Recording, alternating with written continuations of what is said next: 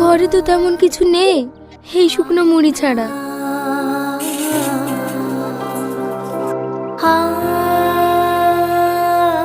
এইটুকুই খেয়ে নে মা।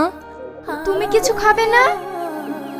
আমি দুপুরে খেয়ে নিয়েছি, এখন আর খিদে নেই, তুই খেয়ে নে। না না, তা কি করে হয়?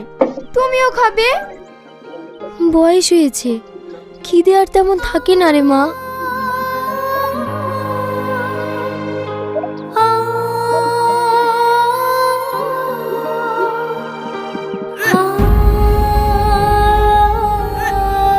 কি হয়েছে মা তোর?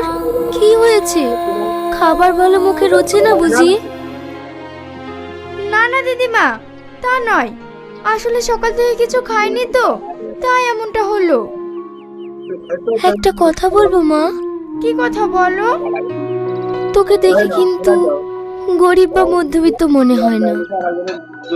কি সুন্দর মুখখানি, দেখেই মনটা জুড়ে যায়। কি যে বলো দিদিমা, কে বললো আমি সুন্দর?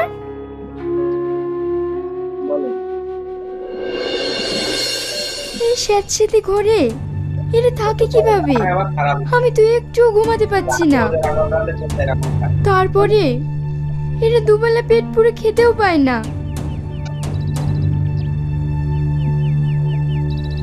মা, ঘুমাচ্ছিস? ডাক্তার এসেছে, ওর।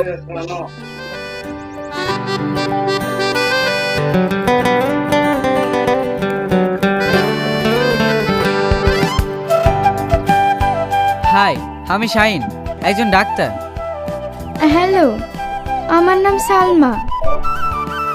দিদিমা, এই মেয়েটাকে তো এর আগে কখনো দেখিনি। ভাই, এই মেয়েটা হলো সেদিন আমার কাছে এসছে। এই সাতখোলায় ওর কেউ নেই।